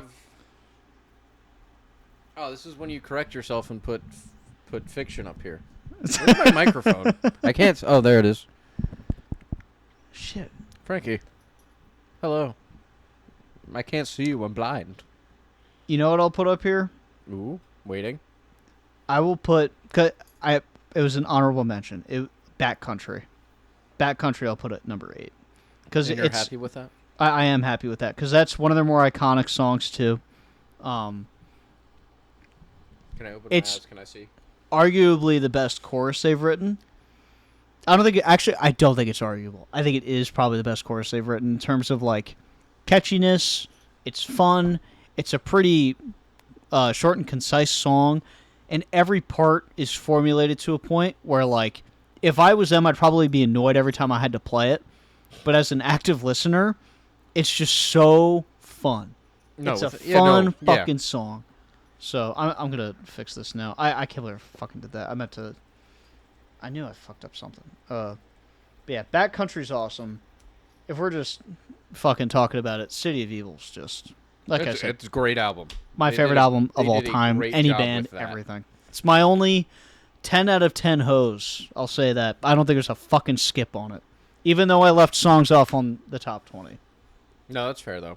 But so Backcountry, I apologize. And the cool thing about Backcountry too, I want to interject with that is the bridge, like the little interlude bridge they do, like that chord progression. That was one of this is another nostalgia thing. I heard that and was like, I need to learn how to play that. I need to learn how. And to just play like that, Buster Chillo became an Avenged cover band. that. Boom. Watch us. We'll play live somewhere someday. Find out at 11. Speaking of 11, let's go to 7. I have Nightmare here, so Okay. not much more to talk about there. That's why I really can't be mad at you because I was 2 songs after. Yeah, it's not too bad. So I have 6 songs better compared that to a- 8. Fuck. Is it a xylophone in the beginning or like a the hell's I- it called? I- There's another name for it. feels Starts more, with an M. It feels more like a bell though. You know I what guess, I mean? yeah. Because it kind of has like that. But I think I know what you're talking about because it just like hits it and like. Yeah, and it rings. But obviously, no, that the intro is really what gets me because you have that instrument of unknown origin. They probably created it themselves, obviously. And then it just breaks into the guitar and really just sounds almost like demonic in a way. And there's just one of the like the words. Like one of their cornerstones is Sinister Gates and how well he manipulates the guitar. Obviously, there's like effects he's doing, but he knows how he uses them so well. It's so musical. Yeah. It's just so musical. He's like the Jesus Christ of music. Amen. He's just like He is to me. I so genuinely no, love he his is style, crazy. man. So and obviously a lot of this stuff is just it's wild to listen to. It really it's like a beautiful roller coaster ride. It's an experience. Yeah. Yeah. Yeah, not much more to add to that because we talked about that, but yeah, that's where my Nightmare is. Type shit. At my 7, continuing the City of Evil train, I have The Wicked End, which is that. Listen, there's one part of the song that needs to truly be talked about. Granted, it's all great. It's all fun. When it goes into that big open orchestra and you feel like you're dying in like a painting after you got shot. What? How beautifully put. Dude, it is like the with the big loud crashing fucking drums and the strings coming in and the horns. It's like, what the fuck am I listening to? And then he just comes ripping through with his vocals, man. God, what a song. Like, that's one that I've always really enjoyed. But that payoff is it's bar none, maybe one of the best ever of any song. That's a song, if I'm listening to it, I'm waiting for that part. That's the part I want. No, if I skip understand right that. to it, it's still great, but I have to listen to the whole thing, and I'm like, oh, God, Yeah, it's so good. You can't have ice cream before dinner. You know Exactly. what I'm saying? Because it just if you eat dinner first, the ice cream's better. So you listen to the most of the song, and you get that, and it's like, oh, cool. Gotta have the salty with the sweet. True. That's why you put salt on your ice cream and avoid dinner And olive altogether. oil. Some people do that. I haven't tried it. Olive oil and ice cream. People do that. That's the actual thing. Probably the damn Greeks. I was gonna Shout say out all the Greeks out here. I was gonna say Italians. Shout out Italians too. You make pretty good stuff. Hell yeah. Pizza, el guacamole.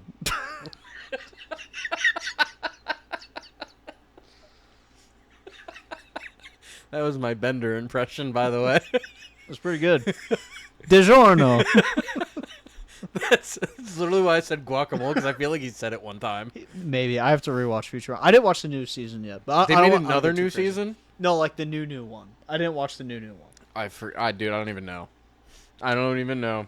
But yeah, let's hop on to Number six. six. Number six. I have Little Piece of Heaven. You're gonna be so mad at me. Do you have it here, or do you not even have it on the list? It's an honorable mention for me. See, I get that because the song's fucked up. It's like it's not. It's not even that. It's. I want you to talk. But see, it's your time to talk. Talk. I find the song so fucking funny, and it's because of the chorus. He's like, I always knew that my little crime would be cold. That's why I got a heater for her thighs. Mm-hmm. I find that so fun. It is so bye bye. Yeah. And I mean they have the instruments of sound in it that I'm right. It's like, the big band sound again. Yeah. Yeah. Yeah, but I'm trying to remember what instruments those are. It's very horn centric. Yeah, I'm just trying to figure out if I don't they're know just what it all is the off horns top. or like just but obviously it's really just how funny that song is to me. Dude, it's just incredible. Like it clicked with me for some reason, and I just love the song. I was saying pretty recently that it's like their Bohemian Rhapsody in a way, and not being the magnum opus for them, which I don't know if you would consider that for Queen either, but maybe outside of that, it's just the way it's layered and stuff, and how it is a fucking awesome song. Like, I don't want to take away. It's a really, really great song. And it's very creative, and it's so good at telling the story. Yeah, that's what I was going to say. And the music video is cool, too. Like, dude, it's I a love very, it. it's a really, really cool thing. It's just, that is not one ever, personally, that I'm like, dude, I got to listen to it right now. But every time I do listen to it, and you get to that one part, I don't think it's the chorus, but it switches to like this thunderous part where it's like, and it goes on and on and on. Yeah. Da, da, da, da. I don't remember the words. But that part, that's the part that makes me go, oh, okay, here we go. And then it draws back to the da, da, da, da, da, da, da, da, da, and that's, because that's when it draws into the actual chorus. It's a great song. I enjoyed I can't hate on it. I enjoyed it. It was banger. like this, it felt more like a story. A comedic story, or is it like a comical tragedy or something? Yeah, no, it's very like what is that, like almost Shakespearean, I guess, in that way. Yeah, I totally get that. And then they have the little go back and forth with him and some other female vocalist, and even like the whole little like wedding ceremony in it, where it's like the deep voice. Yeah, like that whole thing. It's very creative and very cool. I love the experimental stuff they do. It's just that one. I don't know why I've never like actively sought it out. Oh, dude, I do. It's a good song though. Like every time it comes on, I'm like, oh no, this shit hits. I get it. With like the almost clown like circusy sound that it provides is really cool. Like it's a very clever song. And then the music video just adds to it. Yeah, especially cool. when he goes and I got a cooler for your thighs, and a cooler just pops up in a shipping container. I'm just like, this is awesome. This is a great time. Very on the nose. You love it. No, it's cool, man. It's a good song. But at my number 6, I have Sidewinder, again, City of Evil. How do I describe this? This is guitar porn, I'd say. Gorn? Gorn, maybe? Or Gitorn? Or is it Pitar? I think it's Pitar. Porntar. Portar. It's a nice porter. A porter. It's so cool. It's such a fucking cool song. You want to talk about vibes with Coming Home? It's that times 10 for me. Or specifically the ending with the little dueling, like gypsy jazz guitar stuff that I know Sinister Gates likes to do. And the way specifically, and this is the shit that I fucking love. I love how they panned the audio to left and right for the guitars. So when you're wearing headphones or anything, You hear the like it's so genius. It's almost so like cool. how you should listen to a podcast. One person left ear, one person right ear. Because it feels more like a conversation than Some say a that. blast of noise.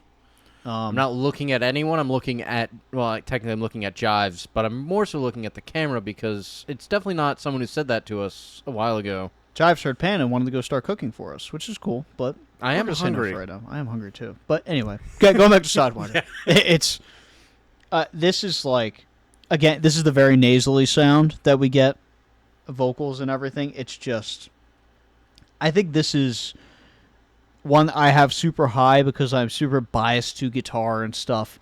But my God, this is one I listen to and I can't help but just be like, God, he's so fucking good and talented. Dude, Like, crushes fuck you, asshole. Like, why are you Yeah. so good at this shit? Get That's outta fucked up. here. Stop being so amazing. it. Save some strings for the rest of us. Literally. That's a good way to put it.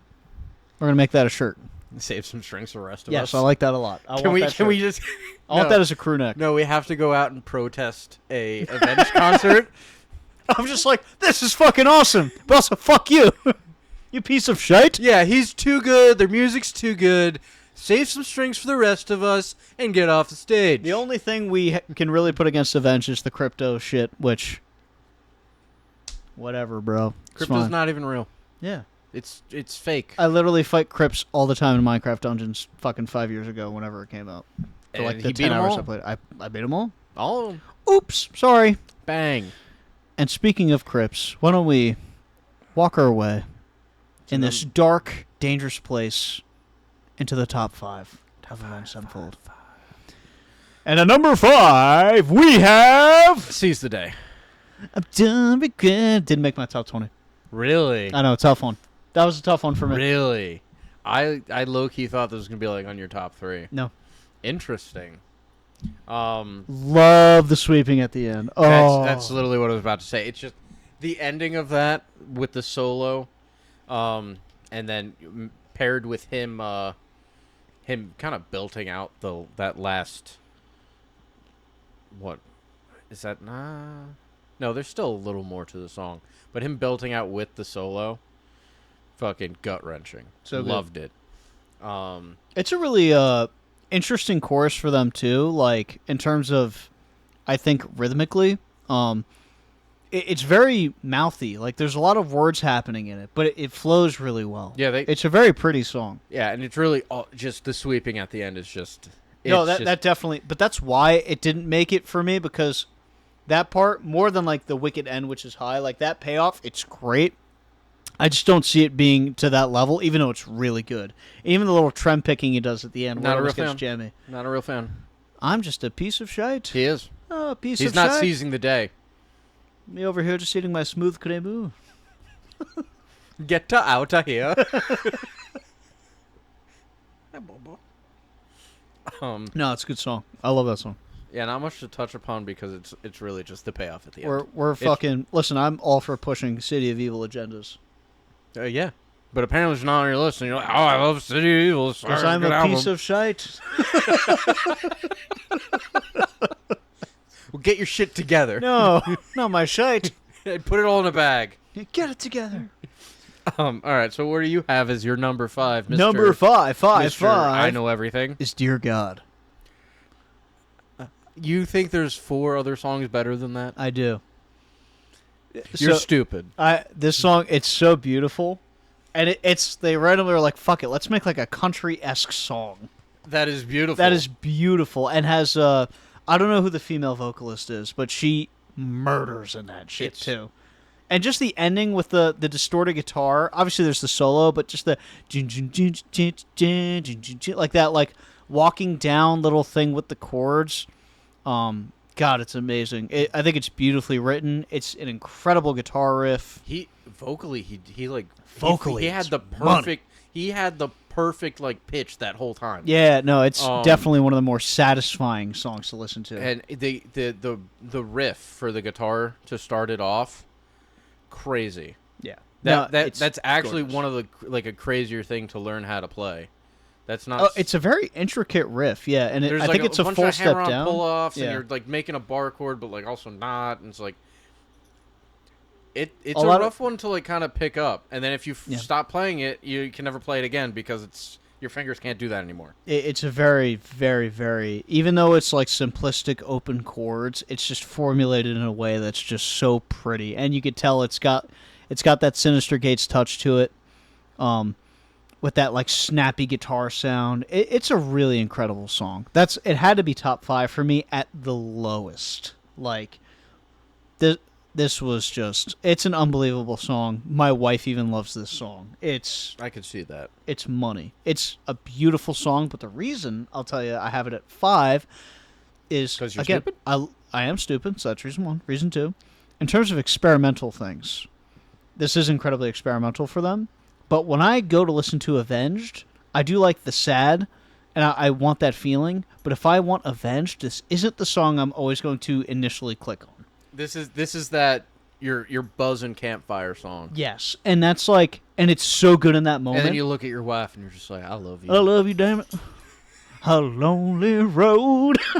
Cross another cold state line. I guess I got with one of my top ones here. I guess I'll have to sing, so you have to guess it because you did that for me on the first one. But no, Dear God is incredible, incredible song. But speaking of Wendy's 4 for 4, how about you give us your number 4? All right, well, we're gonna play a little game. I'm gonna essentially do something. And you have to guess the song. Okay, so let me just play this in my head. Oh, Afterlife. Yeah. No, dude. No. What? Son of a bitch. What, is this your number 1? This game fucking sucks. I don't want to do this anymore. Or was this yours? Is this your number 4 or your It's number not 1? my number 4. Oh, then it's your gotta. Is it your number 1?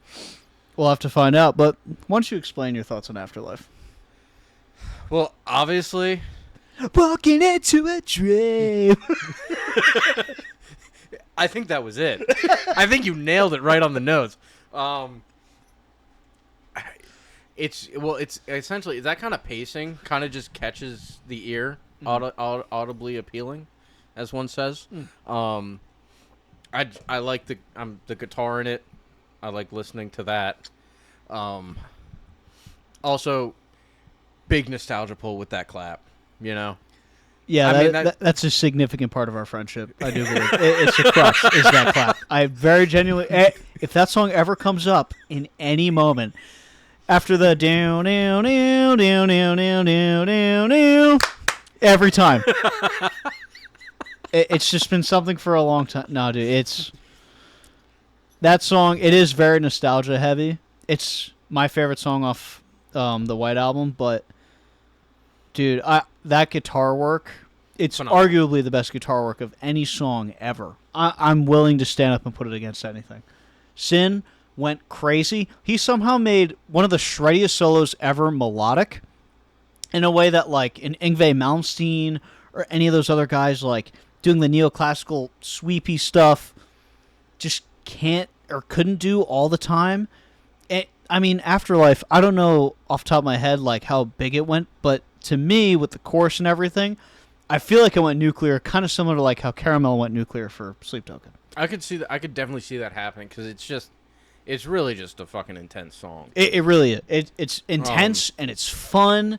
The riffs are fun. It's different. It's just everything about it. Listen, there's a reason why the clap was invented for that song. You know?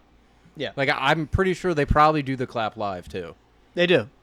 I would be very surprised if they didn't. I feel like it's stupid if they don't do it because it's so iconic. Right.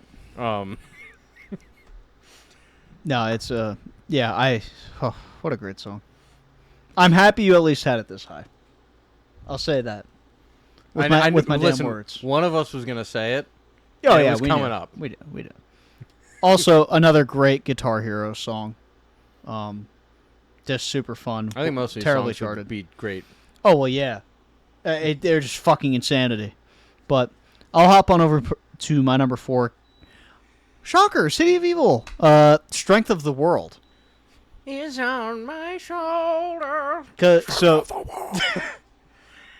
So this song, I have a whole idea, and I've spewed this to many people. I've always said City of Evil should be a play.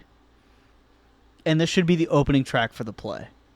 Because the way Strength of the World is formulated is like, it's this spaghetti western in the beginning. Yeah. Where it's like this like it was made in 1950 with like John Wayne with fucking dual revolvers saying, "Put your hands up, boy." And you just have this beautiful, like, it just feels like tumbleweeds are coming through. And then this fucking gnarly, I couldn't tell you because I don't know specifically, but it feels like this is a 5-toggle switch guitar put right in the middle. Maybe with even a popped, or like one of the pull-up pop coils or whatever. And this guitar riff comes in out of nowhere. And it feels almost 80s, but in a way that's pushed a lot of like modern guitar sounds. Like I almost hear elements, not in terms of the riff, but the actual guitar tone of like a polyphia and that kind of stuff. And to this hyper nasally singing, which I don't know why it fits it so well. And then you have like the togetherness of the strength of the world. Strength of the world. Like, it's just so fun. And then it slows down and picks back up. And it just has this way of changing over and over and over again. It's this journey of a song that, like, that whole song is a movie in itself. It's just such a fun experience. I never skip this one. I've never once in my life skipped this song. I will always listen to it when it comes on. Even if I'm like, I'm out on Avenged for a little bit, like I need a break, like I'm just not in the mood for metal music or whatever, or like hard rock stuff, this is a song that I will always listen to. It's very, very important to me in my musicality and my writing and stuff. It's such a phenomenal song. I get it. Strength of the world. Mm-hmm. So, that brings us to our top three. Top three. Oh, And top this- three. This is where I have Dear God. That's fair. It definitely, yeah.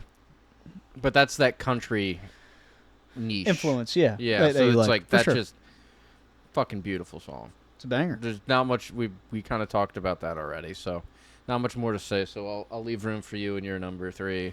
That's apparently better than mine. My number three is Afterlife.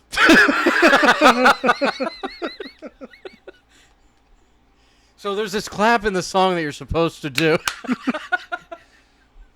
No, you don't get the clap from listening to it. Don't listen to what... No, never mind. I'm not getting into it. Listen, all I'm saying is, if there's any Avenged out here and they start going to concerts and just start telling people, hey, what's Afterlife? When you go,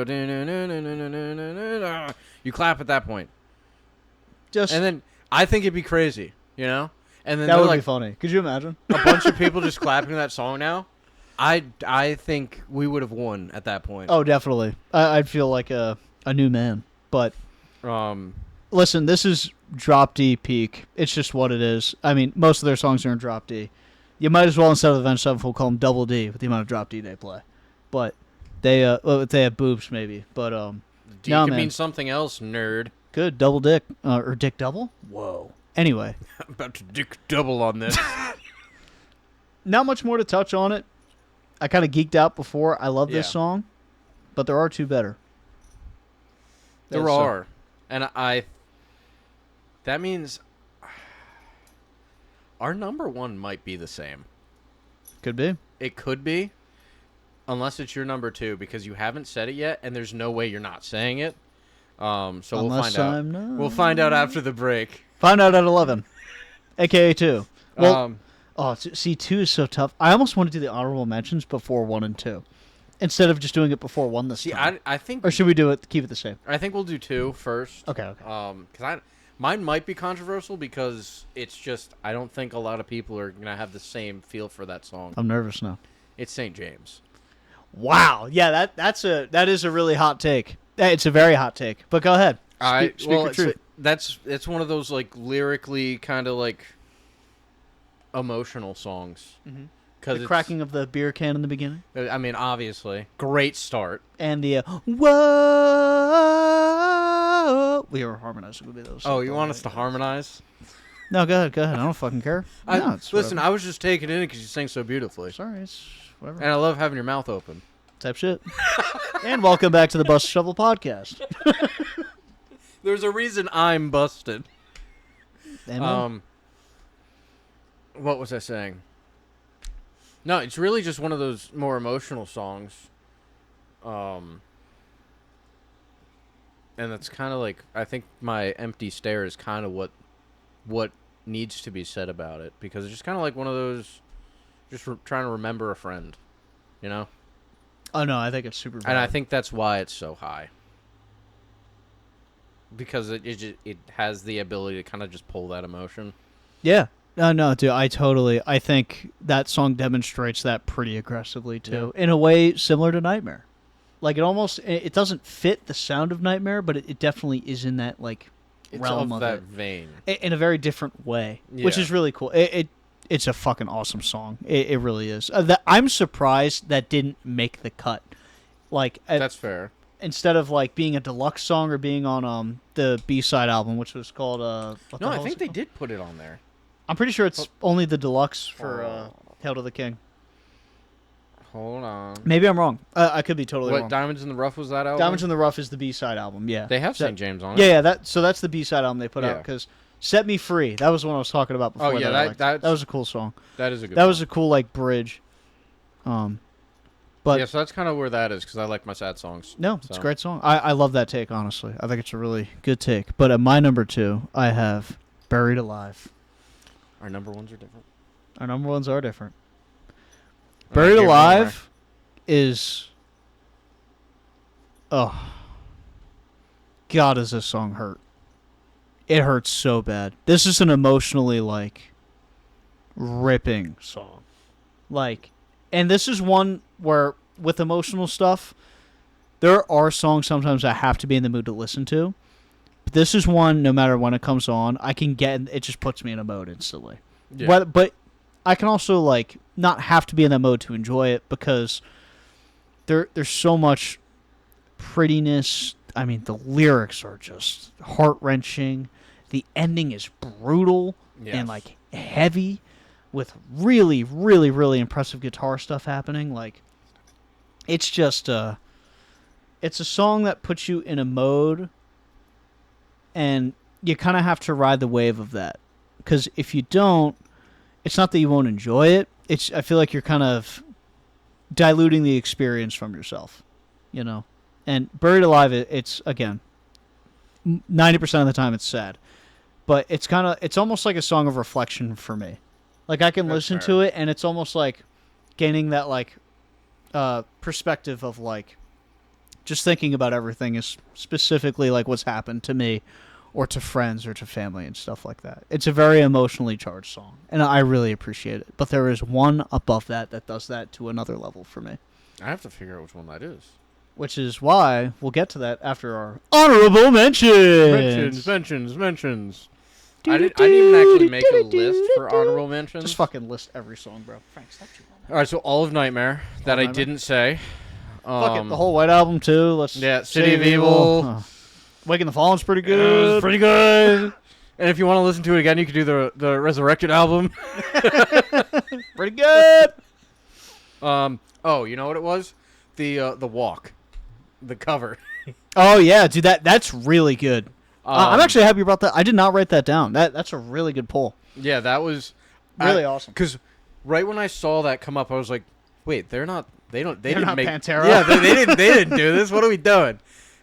And I was like, "Is this just like a different song?" But no, it started off as the same way Walk starts. And I'm like, "There's no way." And they just rip into it. Yep.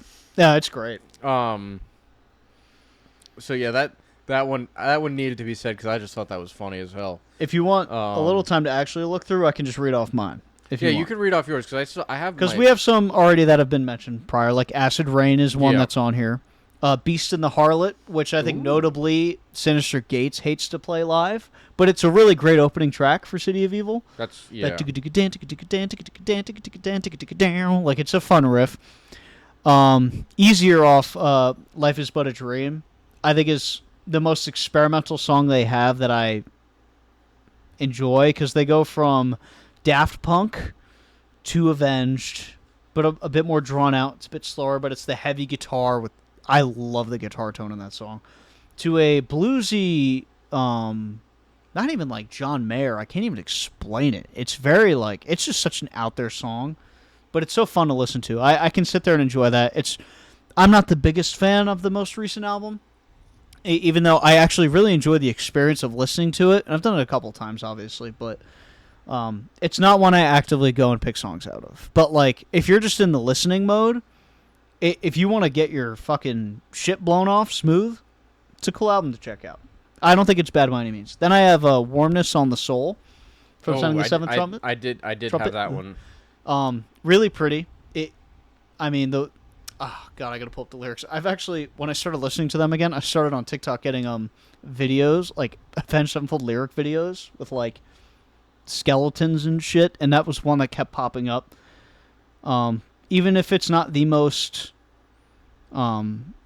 cleverly written, I'll say, because they were pretty young when they wrote this. I think lyrically it is really strong. No, Lips of Deceit is another song that's really pretty, or not pretty. It's heavy. It kind of punches you. It's just that was a song I found myself kind of just jamming out to a lot.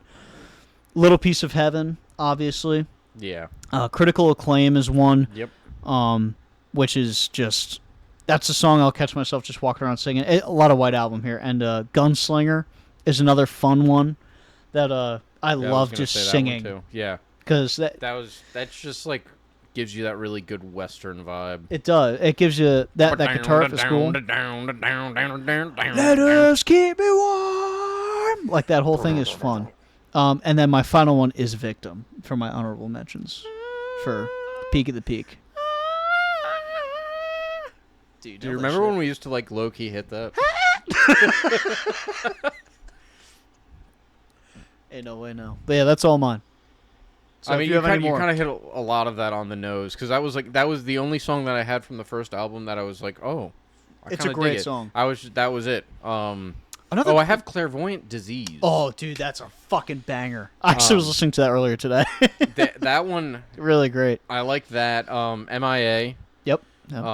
Really cool little electric riff. The do do do do do do do do. That's the thing. City of Evil. I just didn't want to do it. But I totally could have put all fucking songs on the album in my top 20. I'm just trying to see if I But I could have done that for the White Album. I could have done it for fucking Nightmare. Like, it's hard not to. And Waking the Fallen. That 4-album run is so insane. It's so strong. It is. I mean, I think you kind of hit everything on the head as far as ones I'd like want to say. Because, I mean, what is it? Hail to the King, just like the intro to it's like it's a really iconic. It's a good. It's like it's by far the most good popular time song. Yeah. But we were kind of talking about that when we were talking about the album itself. It's just like the album's fun to listen to, but you're not. It's just like it's kind of you take. It's like substanceless. Feeling. It's very glitz and glam, window shoppy. But not necessarily bad. It's just like they've done better. Yeah. Yeah, and then I'm trying to see if I have. I think that's. See, I had Exist as almost like an honorable mention. It was like a possibility because it really was just like. It's a great song. Yeah. I guess you can also mention, because we didn't talk about it, Cosmic. Cosmic is probably the crowd favorite from the new album. It is beautiful. And that's by far his best singing. I swear to God, we watched that music video because I feel like they released that song, and we were like super excited for the new album when they were pushing it out. Well, it wasn't a single. The two singles were "We Love You" and really. Fuck, what was the other one? Because the other one, Nobody. Did I really? Nobody. We must have watched Cosmic at some point. Maybe you heard it. And you're like, oh, dude, you gotta check this out. That is very possible, but Nobody, specifically, it's not an honorable mention because I think the song is kind of ass, I'm gonna lie, but the solo is arguably his best work, which hurts. It hurts that song isn't there. But we'll stop talking about that. Let's fucking get to it. Well, see, I technically gave away my number one when I said ours weren't the same. Right. So, yeah, my number one is Buried Alive. And that's, I think, a fantastic pick. For kind of exactly what you're saying, the only thing I guess I could add to that is that the guitar work in that song is really just crazy. I mean, the intro is just so good. that's what really pulls you in first. It's iconic. It's very iconic. And I guess if you really don't listen to it lyrically and you kind of just like take in the sound, obviously it has this like more like kind of like pissed off rage to it. It does, yeah. But it's musically the guitar work is kind of like bar none. Yeah. And so that's really all I can add to what you were really saying about it. Yeah, so I don't want to just like no, dude, fucking beat it, bro. No, but see, beat that shit. You also say it better, and you said it better because I'll be it like, doesn't matter. It's just like it's sad, makes me sad. But I think makes me angry, sad, right? Because it's no, but like that's the true like. I think it's totally valid to have it at number one because of the emotion it invokes. Well, yeah, even just from that guitar stand, it's such a beautifully written song. Yeah, rhythmically. Melodically, everything. I think every part of that song felt very intentional. It does. It wasn't like something that like, oh, dude, that sounds really good. Let's put it in. They're like, no, we need to make this sound like perfect. Get your fucking hands off me! Yeah, all that just shit. Like, so well put together. Really. So, do you have anything else you would like to add to your number one? Because I want to piggyback right off that. If you don't, no, just piggyback, dude. I'll carry you. So we're not going to get too hot and heavy here on the Bust Shovel podcast. But my number one, I have So Far Away. Really? I do. Now, again, I'm not going to get too much into it. I had a pretty tragic thing happen to me, to one of my friends. And when that happened, Nightmare was an album I pretty much laid my emotional conscience on. So I actually stopped listening to it for years and years and years because it was very heavy for me. And it invoked that emotion all the time. So going back and listening to this album, I genuinely, I'm gonna lie, I started crying about halfway through it because it really brought up those emotions and stuff in me. It's a very beautiful album with a lot of great elements to it. But those emotions I feel towards it, and it's unfair to put this bias on it, I understand that. But that song specifically, there was a moment that happened at night when I was driving home from something that, it's something that's permanently ingrained in me. And this whole song and the whole album, I'll speak on the whole album specifically. I think unintentionally, because I don't know if they've ever talked about it, I think it talks about the 5 stages of grief, specifically in losing someone, obviously, because that's kind of the premise of it. Yeah. They do a really, really great job of taking you through those emotions. And I think So Far Away, being the most raw, even if the most simplistic, with that acoustic guitar, like interlude and stuff, and to that just like, it's not screaming, it's that emotional yelling. It's like, it's popping the pimple of the pain that's inside you, in the most fucking edgy way I could say it. Dude, this song hurts. It hurt me to listen to it. I've actively avoided it, and listening to it again has made me fall back in love with it, not because of the emotion, but because of how far I've come as a person since those things happened. So that's a huge deal for me. And I think it's part of the human, anatomy to grow, not just physically, mentally. So if there's one thing I could take away from this band, personally, is as I've grown, they might have as well into something specifically in like the newer stuff that isn't like the best ever, but the old stuff just resonates with me really, really, really hard. And I'm happy that I'm at a point where I can listen to it and be okay. And that's part of why Buried Alive and So Far Away are my number 1 and 2, because those invoke emotions that are really hard for me to process and understand a lot of the time. And I think that's okay. That's what music's for. And it's a very big crutch for me, because I was a person who struggled a lot to be an emotionally available person, because I like to bottle things up and hide it like most men, which don't do that, obviously. But I've learned to get a lot better with that. Maybe that's a worse musician, but no. Yeah, there's a trade-off. But no, it was very much a big crutch for me. So I think it's a very important song to me as a person. And outside of just that, I think the song in itself is just really beautiful. It's rhythmically powerful. It's a bit anthemic. into that first solo where he really, I mean, it just pushes into your soul. It's like a key to a locked door, man. Like, he really opens you up. And it's hard not to get gutted by it, especially if you get in that mind frame. But I just genuinely love the song. I loved it before that happened. And, you know, going back to it now, I realized I love it even more. Because I realized how much I've matured and grown. So. Well said. Thank you. But yeah, that's going to round out the top 20 for Avenged Sevenfold for us here at the Bust Shovel Podcast. Any final words? That's what I'm trying to think. Only thing I'll say, because I'll let you close it out, is, again, I think they have arguably the strongest 4-album run of any band ever. I'll die on that hill. Well, until Sleep Token releases a 4th album. I mean, technically they do have 4, but like, which is also incredible. But I think they are incredible. Rest in peace, the Rev. I think the Rev was truly ahead of his time, I'll say. Oh, yeah. It's cool to see drummers now and musicians in general get recognized for their talents a lot more now than they used to, because I think everything's a lot more available, but that's a discussion for another day. I mean, truly to me, a mythical band is how I'd put it. They feel like something that would be fabricated.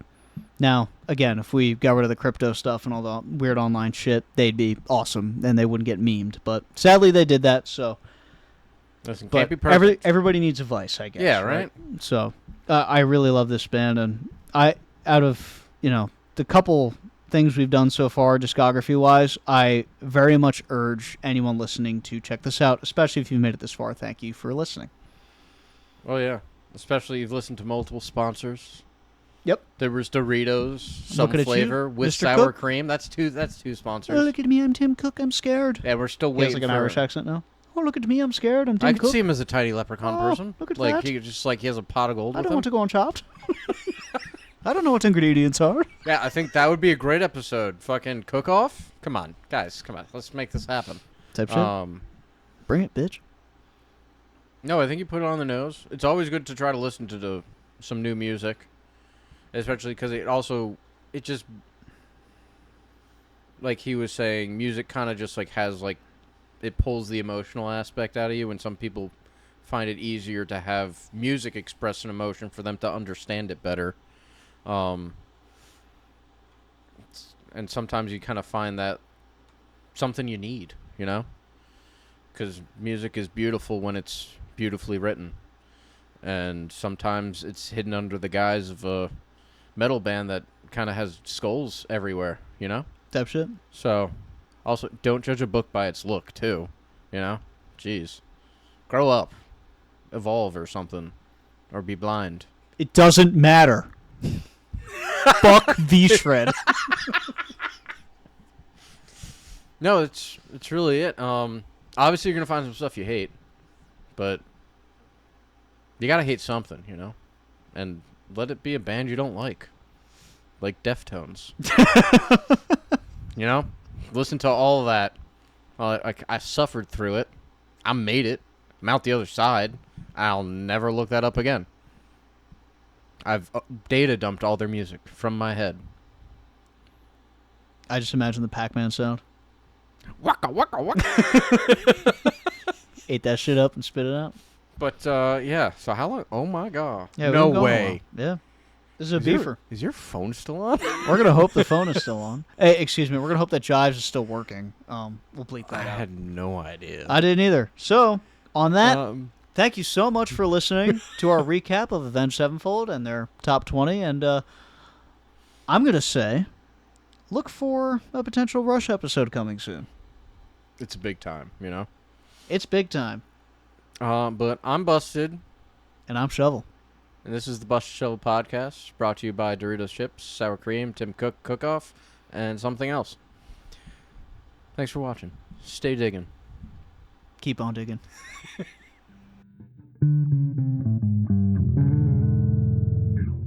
Fuck, how does the chorus go? Help me remember the month that we fell in love. Tell me, was it December? And there was nothing else but us. alone. I can still tell you when you're around, cause I feel you in my soul, that it's too damn cold. Stay with me tonight. I don't know what you're doing. It's been a dog. Can I pet that dog? Okay. Can I pet that dog? You may. Welcome back to the Chum Bucket.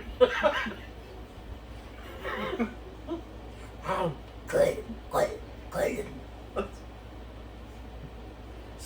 Circle, Tyler,